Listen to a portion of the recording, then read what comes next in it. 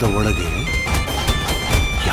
ಕಾಂತಾರ ಸಿನಿಮಾದ ಅದ್ಭುತ ಯಶಸ್ಸಿನ ನಂತರ ಅದರ ಪ್ರೀಕ್ವೆಲ್ ಕಾಂತಾರ ಚಾಪ್ಟರ್ 1 ಅಕ್ಟೋಬರ್ 2 ರಂದು ಬಿಡುಗಡೆಯಾಗುತ್ತಿದೆ. ರಿಷಬ್ ಶೆಟ್ಟಿ ನಟಿಸಿರುವ ಈ ಚಿತ್ರದ ಟ್ರೇಲರ್ ಬಿಡುಗಡೆಯಾಗಿದೆ. ಅದರ ಅದ್ಭುತ ದೃಶ್ಯಗಳು ಮತ್ತು ಸ್ಟಂಟ್ಗಳು ಪ್ರೇಕ್ಷಕರ ಗಮನ ಸೆಳೆದಿವೆ. ಕಾಂತಾರ ಸಿನಿಮಾ ರಿಲೀಸ್ ಆಗಿದ್ದು 2022 ಸೆಪ್ಟೆಂಬರ್ 30 ರಂದು. ಈಗ ಈ ಚಿತ್ರಕ್ಕೆ ಸರಿಯಾಗಿ 3 ವರ್ಷಕ್ಕೆ ಪ್ರೀಕ್ವೆಲ್ ತೆರೆಗೆ ಬರುತ್ತಿದೆ. ದಸರಾ ಪ್ರಯುಕ್ತ ಕಾಂತಾರ ಚಾಪ್ಟರ್ 1 ಸಿನಿಮಾ ಅಕ್ಟೋಬರ್ 2 ರಂದು ತೆರೆಗೆ ಬರಲಿದೆ. ಇಷ್ಟು ದಿನ ಚಿತ್ರದ ಪೋಸ್ಟರ್ ಹಾಗೂ ಮೇಕಿಂಗ್ ವಿಡಿಯೋ ಮಾತ್ರ ರಿಲೀಸ್ ಆಗಿದ್ದವು.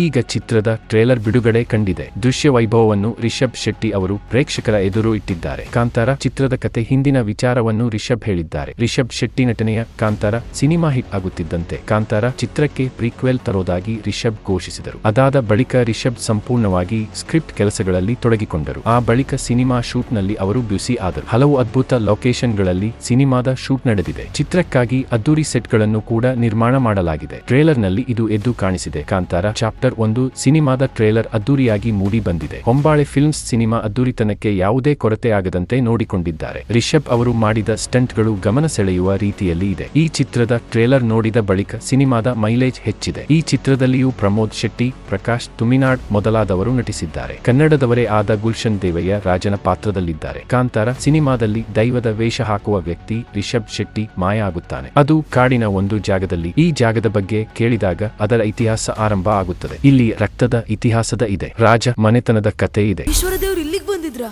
ಇಲ್ಲಿಗೆ ಬಂದದ್ ಮಾತ್ರ ಅಲ್ಲ, ಇಲ್ಲೇ ನೆಲೆಸಿದ್ರು.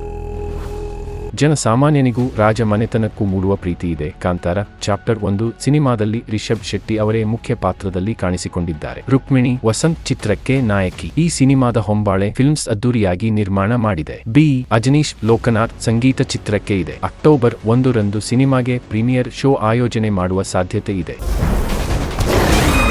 ಕಾಂತಾರದ ಒಳಗೆ